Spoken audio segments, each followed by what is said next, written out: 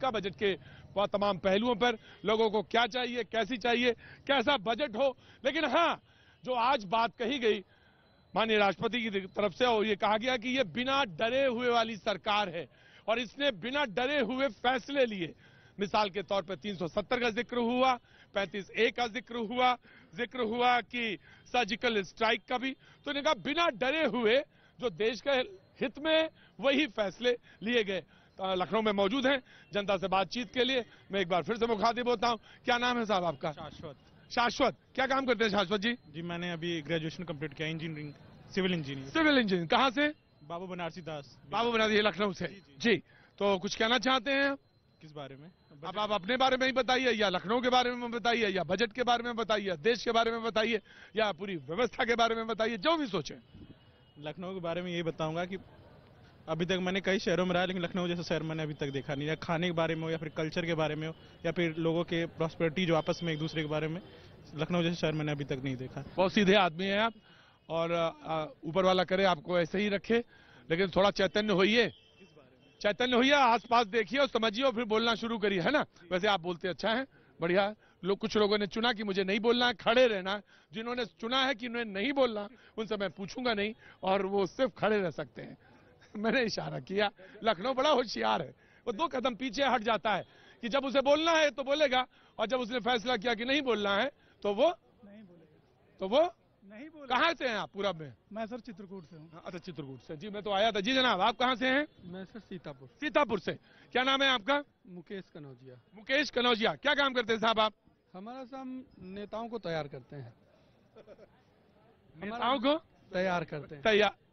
ये क्या काम हुआ साहब? हमारा लॉन्ड्री का काम है। ओ, ये वो शख्स हैं जो नेताओं के कपड़ों को, अच्छा वो भी तो आते तो वो भी होंगे।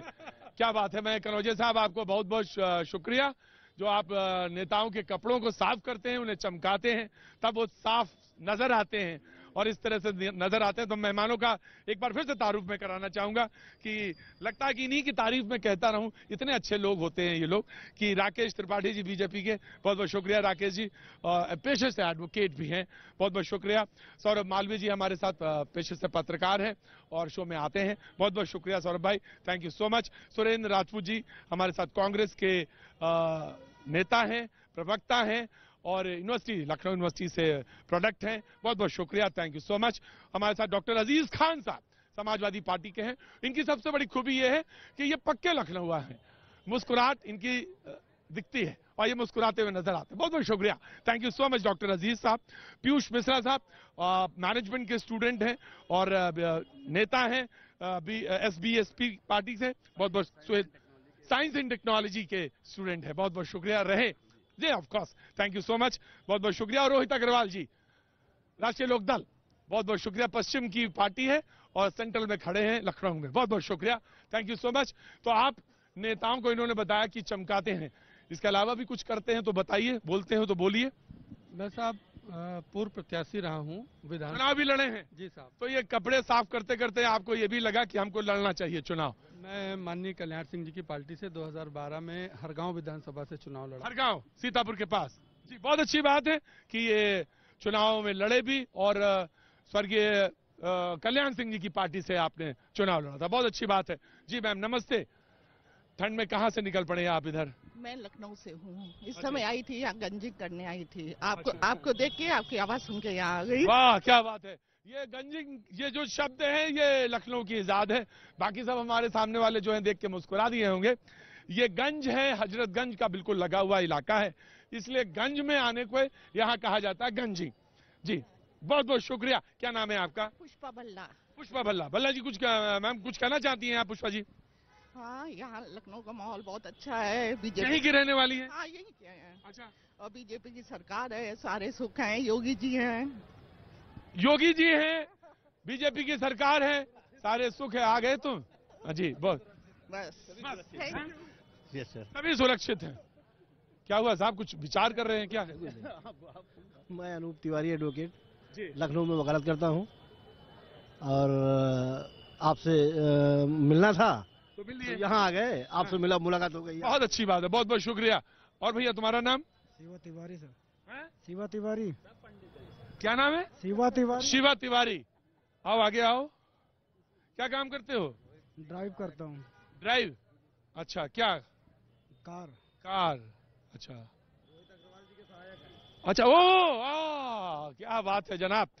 बातचीत हो रही थी इस बात पे लेकर कि ये वो सरकार है जो बिना डरे हुए फैसला लेती है। जी रोहित जी। नहीं, डरा के फैसला लेती है हम ये कहेंगे, डरे हुए कहां लेती है? तो बुलडोजर सरकार खुद अपने आप को क्लेम करते हैं हम बुलडोजर सरकार है। तो आप जनता को डराने का काम करते हैं, आप विपक्ष को डराने का काम करते हैं, आप अपने ही नेताओं को डराने का काम करते हैं। क्या भारतीय जनता पार्टी में कोई ऐसा नेता है जो इनकी नाकामियों के खिलाफ बोल सके? अरे यहाँ बहुत सारे ऐसे लोग खड़े हुए हैं जो भारतीय जनता पार्टी के खिलाफ बोलना चाहते हैं। वो ऑफ कैमरा क्यों बोलते हैं, ऑन कैमरा क्यों नहीं बोल पाते हैं? क्योंकि ये बुलडोजर सरकार का जो टंगा लेके घूम रहे हैं, ये असल में सिर्फ और सिर्फ डरा के राजनीति करना चाहते हैं। आप बताइए पिछले 9 बजटों में आपने क्या दिया जो आखिरी बजट में आपसे हम उम्मीद कर लें? अब तो जनता को उम्मीद ही नहीं बची है आपसे कि आप दोगे क्या, क्योंकि आपको जनता को पता है आप खाली घंटा देने का काम करोगे। ये आरएलडी की वॉइस है, राष्ट्रीय लोकदल की, और जो कि इन्होंने पश्चिमी उत्तर प्रदेश से या यहाँ के प्रवक्ता उन्होंने कहा कि डराने वाली सरकार है। चलिए एक मैं आया, छोड़ जी, श्योर मैं आया। आप ये बताइए, आज पिराई सत्र खत्म होने को कगार पे है। गन्ने का पिराई सत्र खत्म होने के कगार पे है, अभी तक गन्ने किसान को अपना रेट नहीं पता। जी जनाब। नहीं, अब देखिए कह रहे हैं कि डराने वाली सरकार है, निडर होकर के मेरे बगल में खड़े होकर सब कुछ बोल रहे हैं, जो चाहते हैं वो बोल रहे हैं और कह रहे हैं डरी हुई सरकार है। सच्चाई डरी हुई सरकार वो थी जब साहबानों के खिलाफ फैसला आता है सुप्रीम कोर्ट का और साहबानों के पक्ष में आए हुए फैसले को सरकार पलट देती है, क्योंकि डरती है। वो कठमुल्लों से डर रही थी और इसलिए पलट देती है। लेकिन आज सरकार है, आज जो सरकार है जिसने 3 तलाक को एबॉलिश करने का काम किया है, जिसने 3 तलाक को। त्रिपाठी में एक बात में मैं त्रिपाठी नहीं, आपकी आपत्ति से पहले मुझे आपत्ति है। आप तो बाद में कहेंगे, प्रोग्राम तो मैं चला रहा हूं, मेरी भी तो क्रेडिबिलिटी है, मेरी भी तो बात है। ये शब्द मुझे नहीं स्वीकार। रुकिए, नहीं, ये लखनऊ की ये लखनऊ की जुबान नहीं है। ये सवाल जो मैंने भी कहा ये लखनऊ की जुबान है, लेकिन बात आपकी कह दी। जो इन्होंने शाहबानो वाला केस कहा और इन्होंने कहा ये डरी हुई सरकार है, डराने वाली सरकार नहीं है। डराने वाली सरकार तो कोई और थी, इशारा आपकी तरफ था। 1948 से आज तक, चाहे सरकार नेहरू जी की रही हो, इंदिरा जी की रही हो, क्या नाम लाल बहादुर शास्त्री साहब की रही हो या अटल जी की रही हो, कौन सी सरकार डरने वाली थी? आप हमें बताइए जरा। पूरी दुनिया का दबाव था, तब हमने परमाणु विखंडन किया। ये कहती है कि ये वो सरकार है जो दुनिया में परसेप्शन बताती है।